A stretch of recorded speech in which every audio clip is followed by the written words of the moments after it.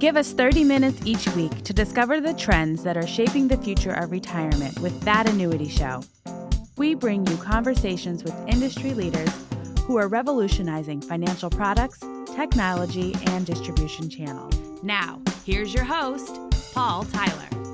Hi, this is Paul Tyler, and welcome to another episode of That Annuity Show. Bruno, how are you? I'm very good, thank you. How are you, Paul?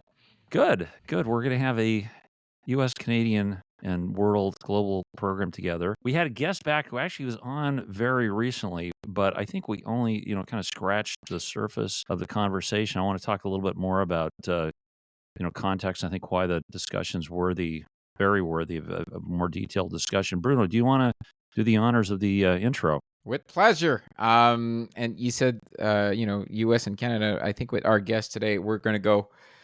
Our borders are going to be much wider than this, and we'll go significantly further than let's say the North American space. So it is my pleasure to introduce, or to your point, to reintroduce Arun Muralidhar. Arun is the co-founder of Alpha Engine Global Investment Solutions LLC, MQ Investment Technologies LLC. Arun has done incredible work with very incredible people, high-level people from the academic world, the political world, and it is an honor to have you again. Welcome, Arun. Thanks, Bruno. Paul. Thanks, Paul. Appreciate it, and look forward to yet another fun conversation. Yeah. Well, Bruno, let me kind of sort of set the kind of go back and set the stage. We started to talk about SeLFIES and think, what are SeLFIES? Standard, and tell me if I get correct me if I'm wrong. Standard of living indexed forward starting income only securities. Perfect. Check. Good. Okay. It's a mouthful. I like SeLFIES.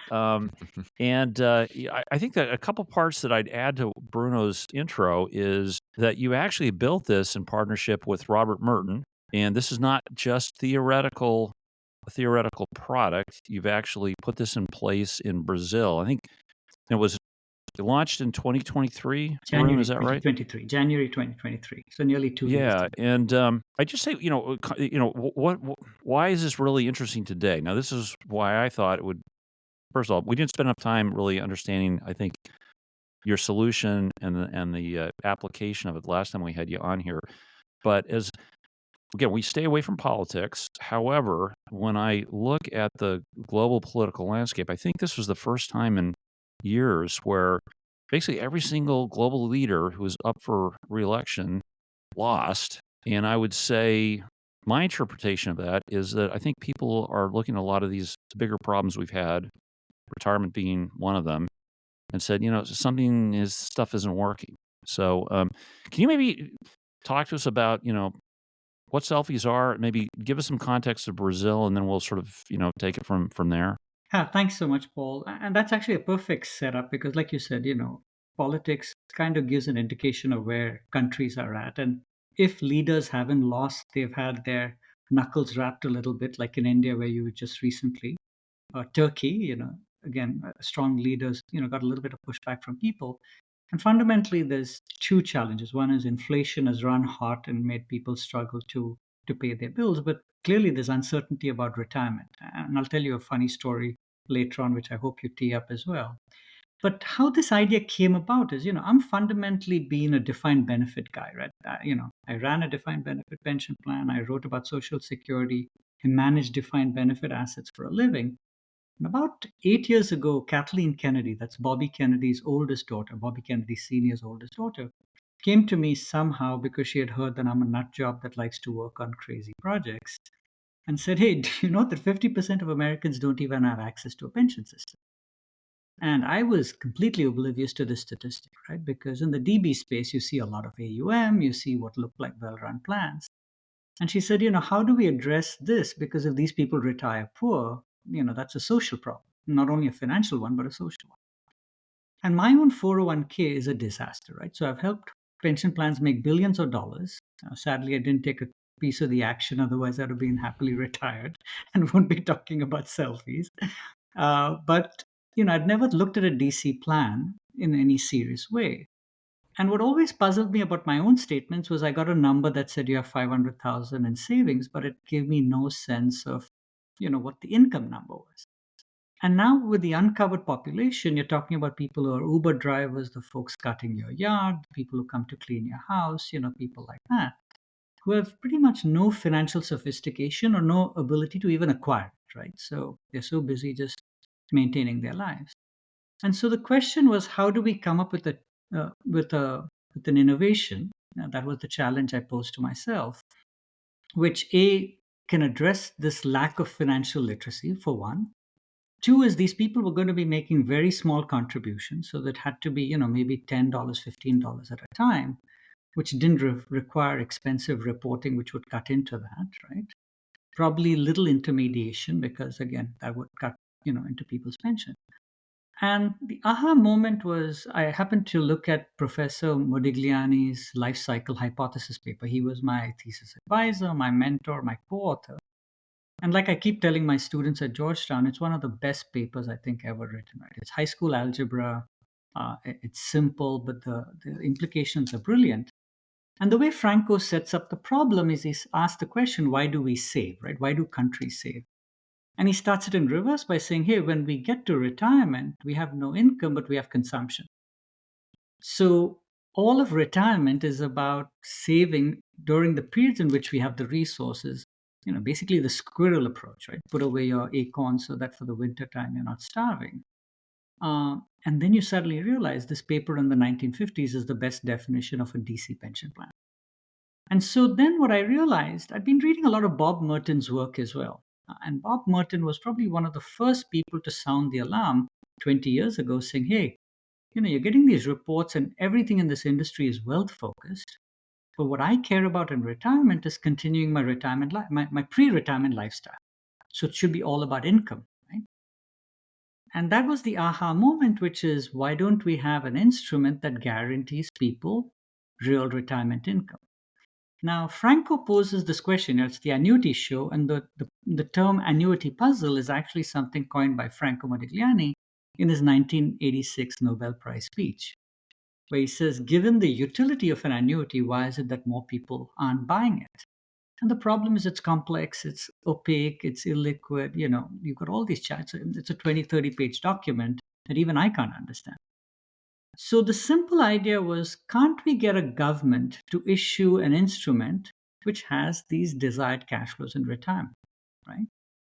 And so the definition that I came up with initially was really simple, actually along with two people before Merton gets involved, two of my classmates, Professor Ohashi and Professor Sumhwan Shin, which was, let's have the government issue a bond that pays me nothing till the date of retirement. And then from the date of retirement, it's going to pay me, let's say, $10 real per month for 20 years. Okay? So why did I pick 20 years? 20 years is about the average life expectancy of most countries. And again, in each country, you can vary that depending on the average life expectancy. But why did I pick $10 real per month? I had issued bonds for the World Bank. Okay? Some plain vanilla stuff, some funky stuff. And you normally quote it in terms of 3.3% on the coupon or 3 1/4 on the coupon or whatever. But that makes it complicated. If I've got people who don't understand compounding, inflation, accumulation and decumulation, if I had the coupon paying $10 per month real, and they said in addition to Social Security, I need to be able to get, let's say, $5,000 real as well per month, then they just needed to buy 500 of these bonds because each bond pays $10 a month. Right? So I wanted to dumb down the analysis so that by answering two questions, one is what's my date of retirement, and two is what's my target supplementary income from my savings. That's it. We could tell them buy this bond and buy so many of it and you're done, right? And so that was the aha moment where, Professors Ohashi and Shin and I sort of wrote up a paper starting to articulate this. And then I later on brought Professor Merton into this process because he had this nice idea, again, 20 years ago, that pensions should not just be indexed to inflation, but should be indexed to standard of living. Because if you don't have adjustment to standard of living, then retirees will experience a decline in real standard of living. And so the original version was bonds for financial security, or BFFs, which was trying to be cute for my Zoomers. But then with Merton, I said, let's call it SeLFIES so that we incorporate a standard of living idea as well. So really simple idea, right? And the question was, why hadn't anybody thought of this before? I think it was just too damn simple, right? There's nothing intelligent about it that, I feel proud to say I came up with this idea, because it's as simple as that, right? Because it addresses two key components that are lacking today in the market, and that is income and inflation. Like, Yeah. both of those are things that people struggle with. And some may or may not even know, to your point, they have an account balance. And is that enough? Is that good? Why is that enough? They don't need necessarily even get to that level where they can identify what is a problem. They feel it's a problem. They feel the lack of comfort, and that goes back to Paul's point that there's just general anxiety towards retirement, Yeah. and why. And these are definitely two key items that are lacking in the general space, like in the private space and the employer space, and everywhere, and not just in the US or in Canada, It's but global. globally. Well, and Bruno, you raised two interesting points, right? One is these idiotic commercials that say, "What's your retirement number?" Right?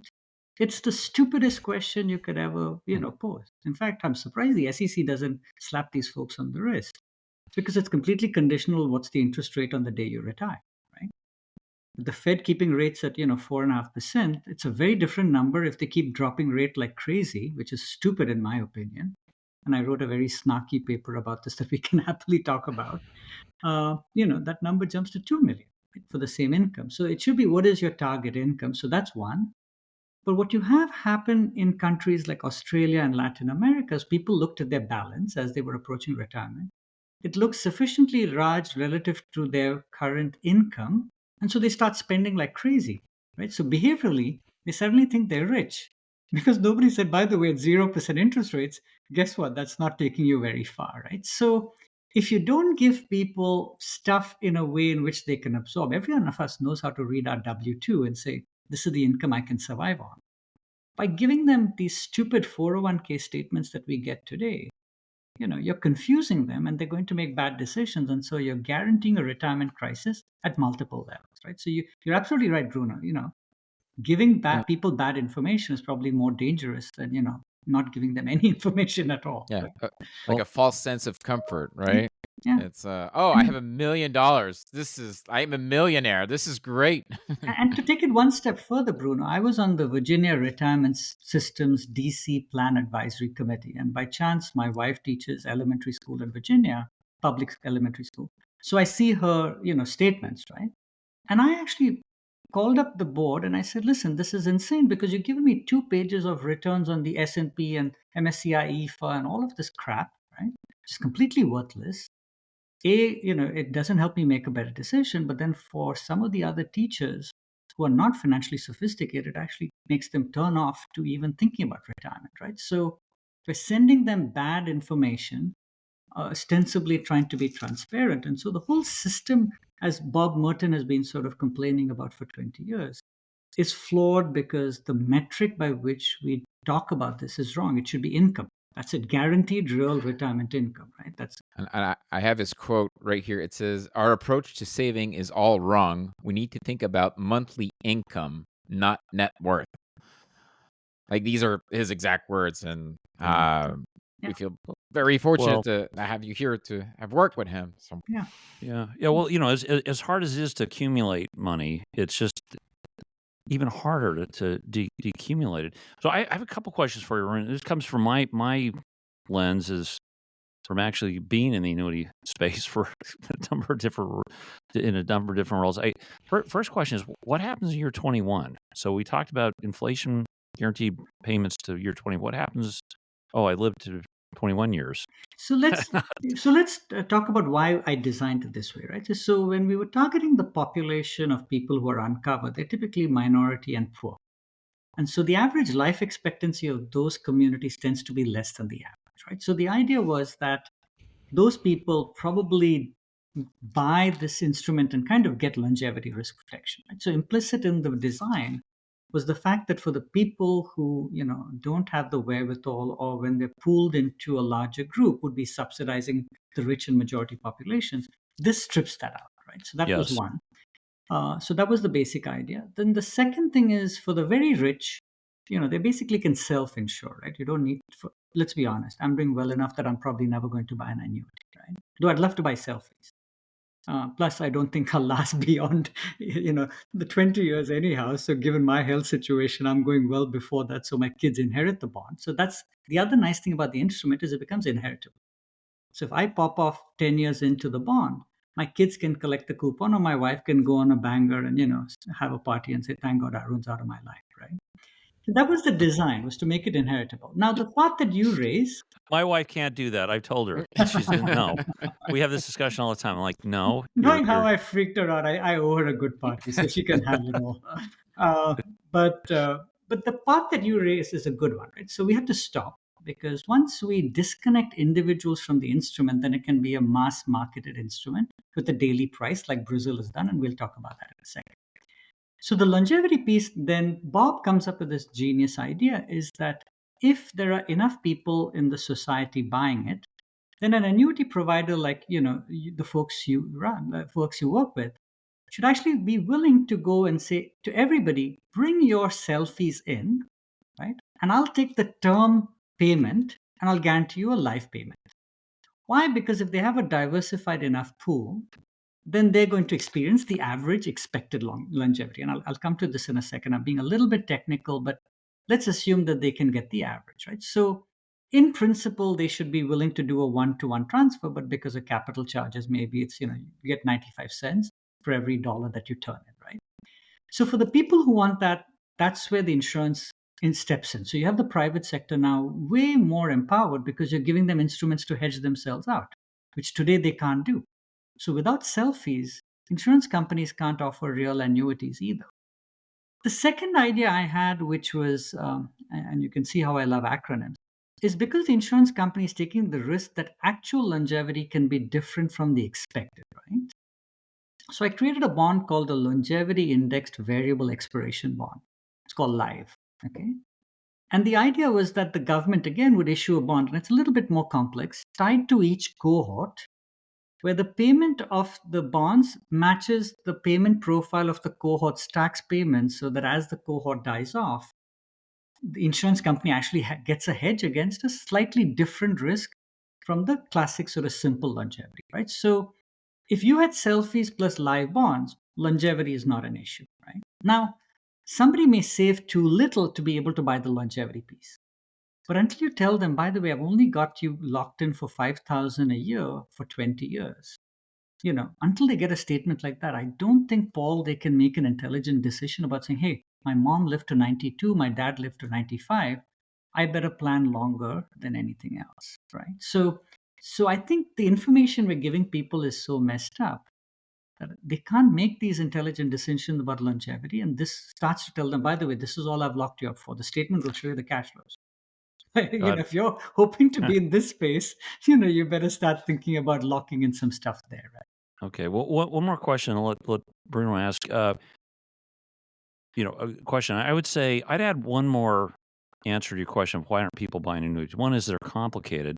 The second is people just don't like to think about this stuff, and you need somebody somehow to sit down. Table is almost an anachronism today, but your virtual table to say, Arun, put your money here. How's this working in Brazil? If I were in Brazil, how would I buy one of these? Who's telling me to buy it? How are you convincing me to do it? So it's amazing. In Brazil, it's all voluntary, right? And so they built a beautiful app that asks you these two questions, right? My age is so much. Well, it's kind of four questions, but I'll break it out into two. My age is currently so much. I hope to retire at this age. So that sets the target starting point. I have this much target additional income that I want over Social Security, and I have this much to invest today.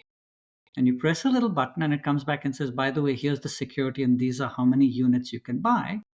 and you press another button and it's electronically executed instantaneously, right, through the treasury. So the treasury, through the stock exchange, has this link to an app and it's instantaneous. Funny story, Paul. Yesterday, I had to move some money from my Citibank account to my Schwab account to pay my real estate taxes. That money is not available for me for 4 months, for 4 days. Okay? In Brazil, I can do it like this. You were in India. I had a beggar in India 2 months ago tell me he doesn't want cash payments, he wants contactless, right? So we're living in the dark ages in America, right? I don't know if you've gone to the Treasury Direct website. It's a disaster, right? Plus, what Brazil did is they now allow you to buy these instruments in slices of as little as $1 at a time. Okay?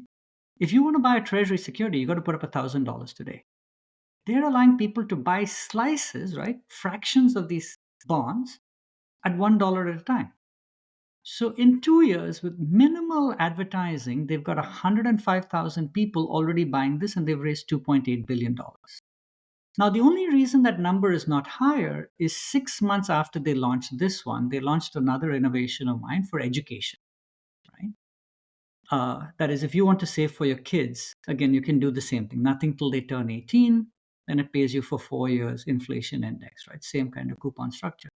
The problem is people are buying more for their kids than they're buying for retirement. So the moment they launched the education bond, which has also got 100,000 investors, voluntary, the speed of take up in the retirement bond has tapered off because I guess we're as horrible people as we are, we like our kids more than we seem to like ourselves, right?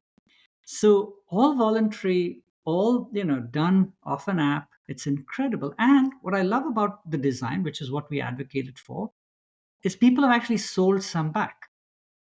Right? That's the other issue with annuities. So here, if I change my mind for whatever reason, either I decide to retire later, or I need the cash because Carnival is coming up and I need to buy caipirinhas, guess what? It's available. So the design that Brazil has laid out is so beautiful that it's kind of negligent on the part of other governments not to implement it, pretty much piecemeal with minor tweaks for their system. Oh, and one other thing. The way it gets paid is it gets paid on the same day that your Social Security payment happens in the same bank account. So this looks exactly like a Social Security top-up, right? So they basically have sold it as Social Security Plus. And so I don't think they had to go through an enormous amount of effort trying to get people into it because it had the flexibility of you being able to exit as well. Right? Now, they've come up with other innovations, which we'll talk about in a second, but fundamentally, they've built such a beautiful technological base that they actually found 20,000 people had never bought a financial security before from Treasury Direct. So this is financial inclusion. Right? So you're bringing people into the market which, were not there previously or underserved or underbanked or whatever. So I think technology where it stands today makes this so trivial that, when I see the US government or, I'm going to the UK next week, their facilities are so complicated and clunky that, it's kind of sad that, they can't take that next leap forward and actually do something innovative like Brazil has done. And why is that, you think? Is it because there's never a societal or governmental force to kind of remove things that are obsolete, or what is I wish I what could is be that the generous. root I problem wish here? I could be that generous, right? Because I've gone and visited 3 administrations worth of US Treasury. And this is not political.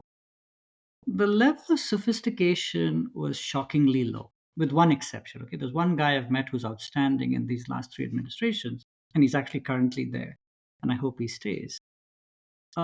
One is they didn't get it. Okay, so in Brazil, I explained this to the guy who's the head of the private pension who had just come off the debt issuance desk.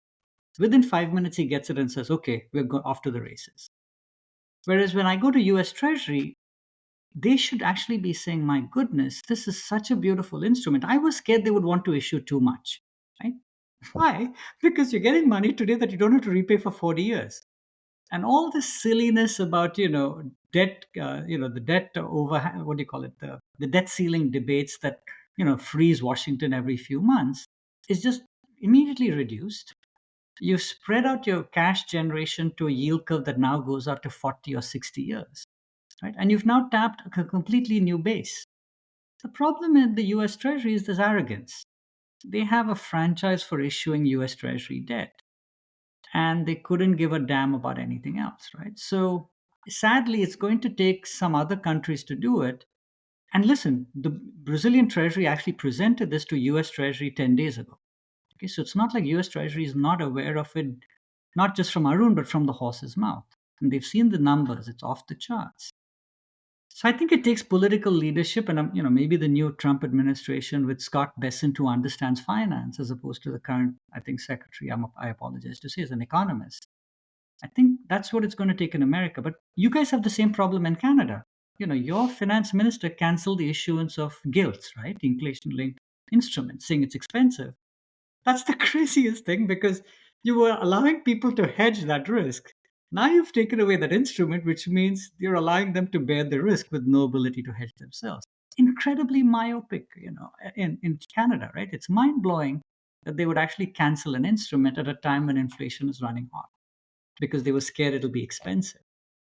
So I think we need more people, and that's why I appreciate your sort of kind generosity to actually make this public. I make no money from this, right? So I didn't patent it; it's out there in the public domain. And to be quite honest, as I told Professor Merton, nobody needs us anymore because Brazil has built it, right? We're irrelevant to this equation anymore because all you do is call up Brazil; they'll happily give you the model, right? So I think it needs people like you guys to go and push governments, and that's what I'm hoping to do in London, is to get some people who have a vested interest in seeing society improve. And there are some people in the US who've been helping me. Kathleen Kennedy has been fabulous. One of my friends, Monty Tarbox, who used to run a union pension fund, was also very instrumental in trying to get people to listen. But sometimes it's got to come from the top. Maybe it's a tweet from Trump, and boom, next thing we're done, right? So that's my hope in Yeah. the US, right? Well, we'll talk to us more about London. You're speaking there. You're going to London shortly, correct? Actually, I'm flying there in 4 days. So, interestingly enough, a couple of years back, I was writing about selfies, and there was a gentleman at a group called Pension Playpen by the name of Henry Trapper who was trashing me. And so I challenged him to a debate. And I have to say, hats off to the Brits, even though they colonized us and Bruno and Paul, in India as well. He actually took me up, and it was me against 24 of his friends at Pension Playpen. And they had been arguing that we need to stop talking about pots and talk about pensions, right? So Henry actually had this beautiful idea that if you're going DC, we should be talking about pensions, not pots, right? And so once he understood it, he was very generous and gave me a little bit of press. And so now they've invited me to London, now that Brazil has been a success, to talk about the Brazil case study and to invite some, hopefully, interested parties like what's called the National Savings and Investment Group. I think it's the old postal service, what we would call the postal service. Those folks heard from the Brazilians directly as well and said, hey, we're out in the countryside and we're touching people with small savings. Maybe this is something to offer. I'm trying to get people from Treasury and Nest. Nest is a big pension that was set up for uncovered workers to show up and say, listen, folks, if you don't do this, you're actually gambling people's retirement money. This is the fight I had with the Virginia retirement systems. They put all these people in default mode into target date funds, which, Paul, you can probably throw up over, right? Target date funds make your retirement outcome a function of the date of conception. Oh, It's insane. Literally. yeah, Right? yeah. It's a It's lottery ticket that's enriching BlackRock and State Street and Vanguard. Right? no, it's good marketing. It's Very good brilliant. marketing, Arun. Well, India is interesting. Now, I was over for 5 days. First time I've been there.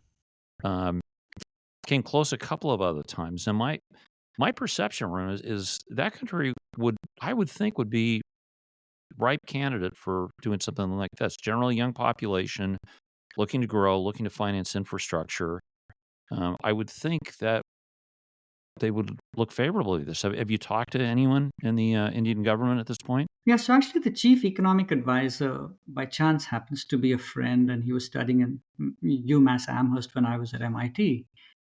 And he invited me to go down and speak at a conference, I think in October, which was the Confederation of All Financial Institutions. So it was a huge conference. And he asked me to sell selfies in 5 minutes. Okay, that's about all the time I had. But he was very smart because the stock market is booming, right? You have a young population, as you saw, doing very well. And he was trying to say, how do we prevent them from blowing up if this market corrects and converting that into long-term savings? So the bond market in India is not very well developed, but the whole transmission mechanism of payments is incredibly efficient, like Brazil. So I'm going to meet the head of the stock exchange, the Bombay Stock Exchange, I think on the 23rd of December, because they would be the vehicle through which the bond is sort of listed and traded and sort of, custody.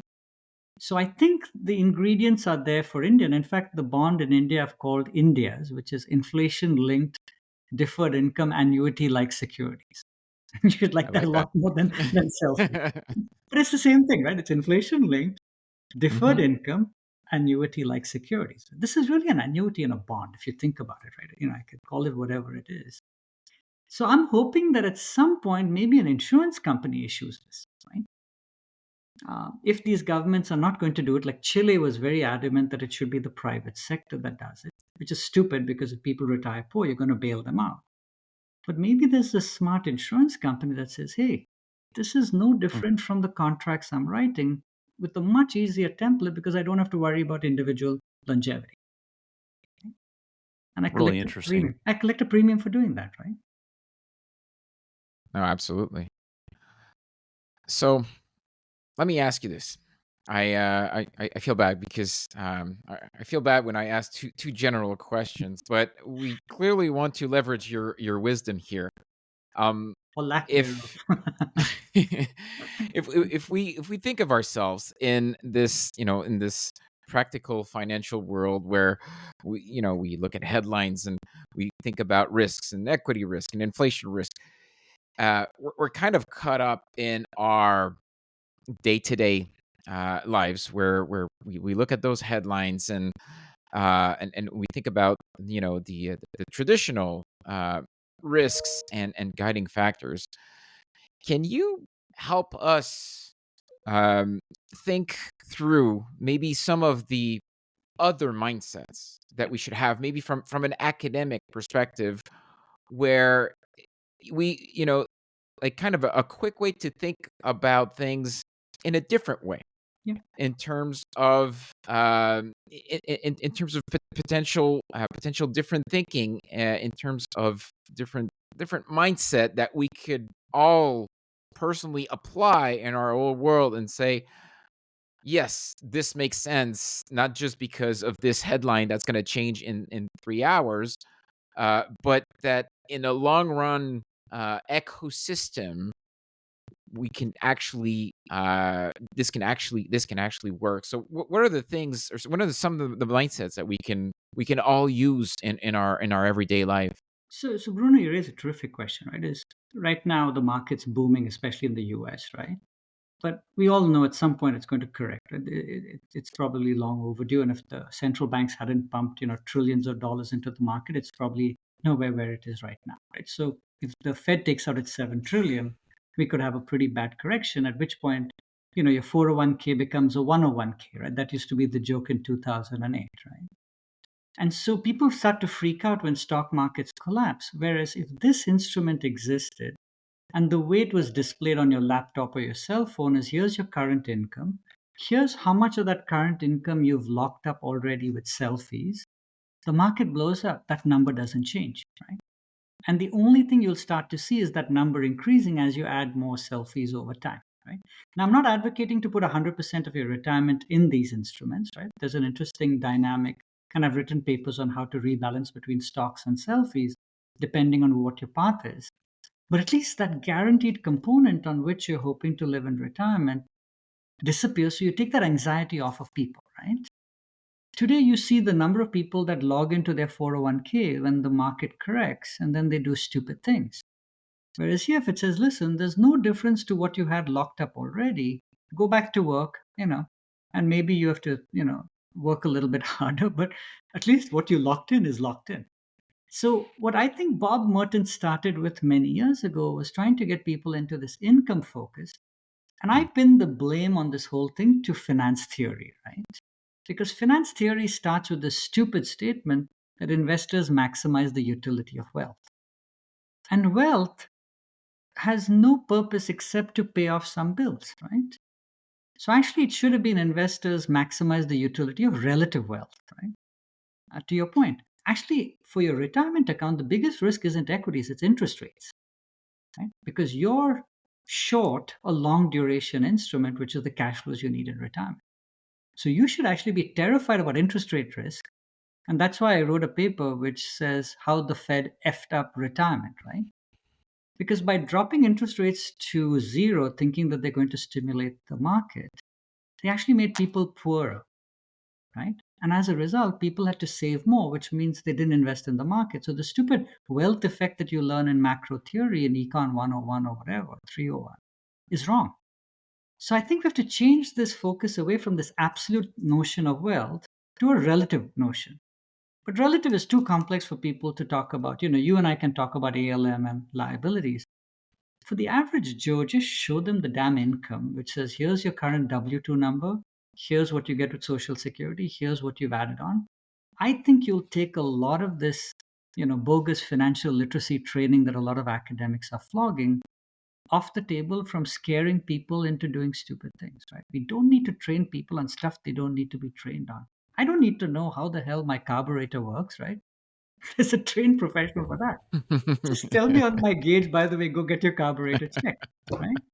These guys in these finance programs who've never managed a penny before are trying to get consulting fees from trying to convince countries you have to educate people about longevity risk and all this stuff. No, don't scare people, right? Just tell them, okay, we're going to work with what you know, and we'll deliver the solution to you in what you're capable of doing. So Bob Merton again used a very good example, which is the car.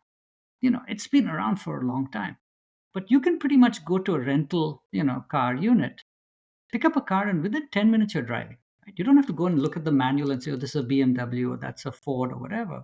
The accelerator is pretty much in the same place. The brake is pretty much in the same place. Okay, today it's electric versus gas or whatever. But fundamentally, the mechanics have stayed with what people know, and we should do that for retirement, right? So your question is spot on. We have to change this lens away from this absolute notion to the relative, and what relative means in retirement is retirement income and guaranteed retirement income, right? I think we can't leave that guaranteed component out of it. And so now we are seeing a whole bunch of products being flogged where they're now doing life incomes path and all this garbage. Those are all just going to be massive failures, in my opinion. Well, Arun, this is terrific. We're right up against time here, but a lot of takeaways, Bruno. I think interest rate risk, right? I think Arun, I think we probably don't give enough emphasis on that in what we're talking about. I think sometimes the simplest things are right in front of us. It doesn't take a lot to get there. And Arun, you make a good point. This why isn't a private company doing that? Why would this not be a interesting instrument? I'm sure you could. I'm sure this would be more attractive on a balance sheet of insurance company than one where you have to take the longevity risk on. Exactly. And So actually, if I can just add one other thing, that Brazil has taken it up 2 more notches, and so I'll just stop with that. One is they've actually, for the education bond, they've given every kid a QR code, right? So in principle, each one of us could have a QR code, so that for my birthday, when I turn 60, people, instead of giving me stupid presents which I'll never use, could actually give me a slice of retirement income by just swiping them. It's a genius idea, right? It's really, by giving. don't tip me. It'd be the new tip box. Exactly. Here it is. In fact, that's really something that you could do, right? In fact, my son had a T-shirt company that he started during COVID, and he was doing really well. And I had this goofy idea, which was, hey, why don't you put different QR codes for whether I'm out trying to pick up people with my Tinder QR code versus my LinkedIn version, right? Because I'm at a conference. And he's like, Dad, whatever you're sniffing, just, put it away, right? But I think this whole comment about QR codes actually are now starting to represent us in many ways. And I think Brazil has taken it up a notch, where you have a incentive to advertise your QR code everywhere. So that so now the match doesn't have to just be an employer match, right? It could be a charity match. It could be a nonprofit match. There could be so many variations. The state could match it. You can really create incentives. And the last thing Brazil did is they're also trying to use this to ensure gender equity. That is, women typically earn less than they have discontinuity of service. My wife is a great example, which means their pension accumulation is severely sort of impacted. And so Brazil, because fertility rates are dropping around the world, has actually thought of this idea of paying women, literally paying them with these instruments so that it doesn't impact their retirement, right? If you're going to have a baby, I'm going to need those in the demographic infrastructure is what I call it. No point building nice airports and highways if we don't have kids like Korea is going through, right? So you can actually use these instruments to do all sorts of other interesting social programs because you're taking away the fear of retirement poor for women. And I think I told you the story of the lady wheeling me into the cath lab at the hospital in Florida. She's just come out of a divorce and she's going to have to work till the day she dies. It really depressed the hell out of me, right? So we can do these things, right? We can help people without, putting them through a financial literacy class by just making it simple for them to just swipe or press a button on an app and get access to guaranteed retirement security, right? So Well, Arun, thank you for all you're doing. I will be in Brazil. In a few months, and you will. Okay, I'll put you in touch with some people. I think you'll enjoy talking to them. Oh, I'd love to. So, Bruno, thank you. Thanks Thank to our you. listeners. Arun, we'll put your website and some links and stuff. But link, you're active on LinkedIn, right? I follow Arun. 144. Decumulation. I Follow- didn't like my Yeah. wife. My wife says, get a life, man. All right. Well, listen, thanks to our listeners, and be sure and share the show with your friends and your colleagues and politicians if you know them. And join us again next week for another great episode of That Annuity Show. Thank you. Thanks for listening. If you've enjoyed the show, please rate and recommend us on iTunes, Spotify, or wherever you get your podcasts. You can also get more information or listen to more episodes at thatannuityshow.com.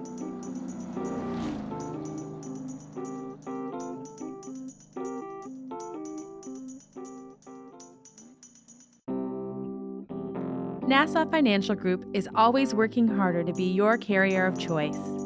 We build products that help protect people's savings and are dedicated to providing you with best-in-class service.